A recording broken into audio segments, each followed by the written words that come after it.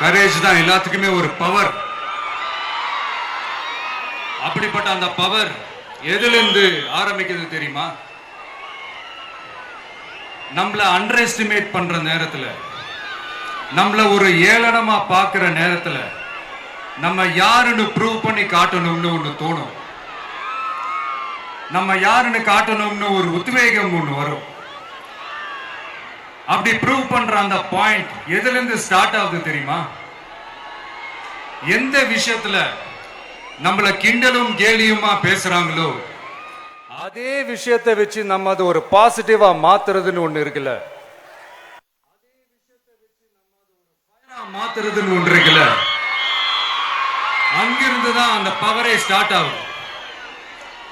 அப்படிப்பட்ட அந்த உண்மையான அந்த பவரை சொல்ற அந்த பாயிண்ட்ல இருந்து ஆரம்பிக்கலாமா? ஏ விஜய், வீட்டை விட்டு வெளியே வா. ஏ விஜய், பணியூர் விட்டு வெளியே வா அப்படின்னு சொல்றவங்களுக்கு என் வீடு எதுன்னு தெரியுமா? முதல்ல என் வீடு எங்க இருக்குனாவது தெரியுமா? என சீண்டி பார்க்கறதா நினைச்சு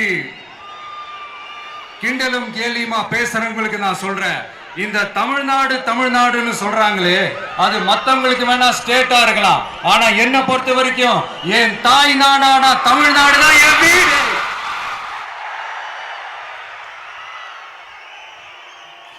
என் வீட்டுல மொத்தம் எத்தனை பேர் இருக்காங்க தெரியுமா?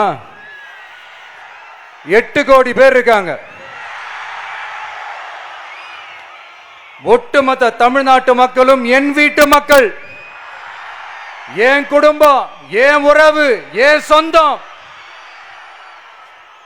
எனக்கு எல்லாமும் கொடுத்த இந்த 8 கோடி சொந்தங்களுக்கு இனிமே எல்லாமுமா கூட நிக்க போறது இந்த விஜய் மட்டும்தான்.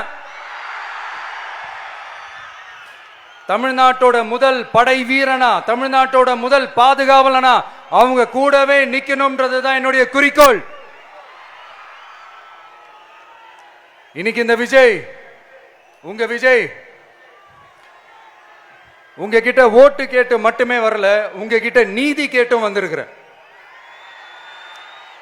ஆக்சுவலா உங்களுக்காக நீதி கேட்கறதுக்காக தான் நான் அரசியலுக்கே வந்தேன். ஆனா இன்னைக்கு நான் உங்ககிட்ட நீதி கேட்கறதுக்காக வந்திருக்கிறேன். இந்த விஜய் என்னங்க தப்பு பண்ணா? தன்னை நேசிச்ச தன்னுடைய மக்களுக்காக அரசியலுக்கு வந்தான். அது ஒரு தப்பா?